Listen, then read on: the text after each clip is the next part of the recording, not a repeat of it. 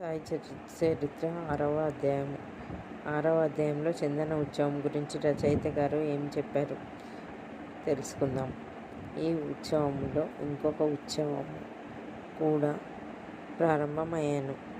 కోరాహ్లే గ్రామమందు అమీర్ శక్కరను మహమ్మదీయ భక్తుడు కలడు. అతడు చందన ఉత్సవము ప్రారంభించెను. ఈ ఉత్సవము గొప్ప మహమ్మదీయ ఫకీరుల గౌరవార్థము చేయుదురు. వెడల్పు పళ్ళెంలో చందనపు ముద్దను ఉంచి తలపై పెట్టుకొని సాంబ్రాణి ధూపములతో బాజా భజంత్రీలతో ఉత్సవము సాగించెదరు. ఉత్సవం ఊరేగిన పిమ్మట మసీదు నందు వచ్చి మసీదు గూటిలోను గోడలపైనను ఆ చందనము చేతితో అందరూ తట్టెదరు.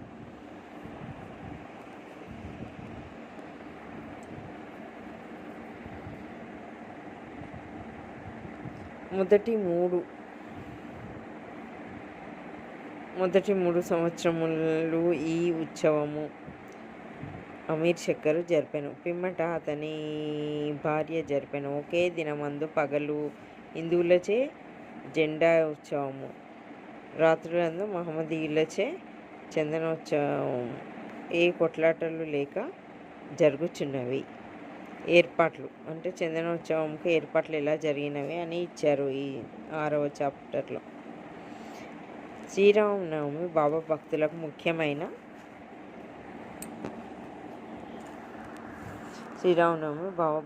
ముఖ్యమైనది, పవిత్రమైనది. భక్తులందరూ వచ్చి ఈ ఉత్సవంలో పాల్గొనుచుండిరి. బయట ఏర్పాట్లన్నీ తాత్య కొత్త పాటలు చూచుకునేవారు. ఇంటి లోపల చేయవలసినవన్నీ రాధాకృష్ణమయ్య భక్తురాలు చూచుచుండెను. ఆమె ఇంటి నిండా భక్తులు దిగేవారు. ఆమెకి కావలసిన అన్నీ సమకూర్చుచుండేవాడు. ఉత్సవమునకు కావలసినవన్నీ సిద్ధపరచుచుండెను. ఆమె స్వయంగా మసీదును శుభ్రపరిచి గోడలకు సున్నం వేయుచుండెను. మసీదు గోడలు బాబా వెలిగించుచు ధుని మూలంగా మసితో నిండియుండెడి. వానిని చక్కగా కడిగి సున్నం పూయుచుండెను. ఒక్కొక్కప్పుడు మండుచున్న ధుని కూడా తీసి బయట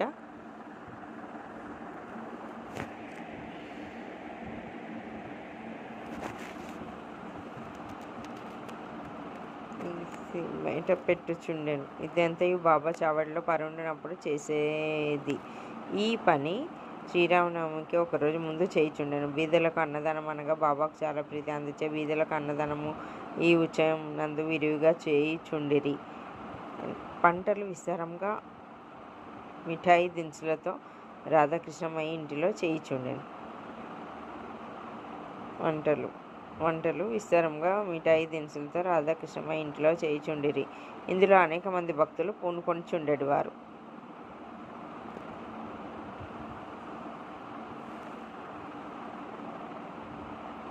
God is not so far away. He is not in the heavens above, nor in hell below. He is always near you. Mela లేదా ఉత్సవమునకు శ్రీరామనవమి ఉత్సవముగా మార్చుట. ఇది తర్వాతి వీడియోలో చదువుతాను.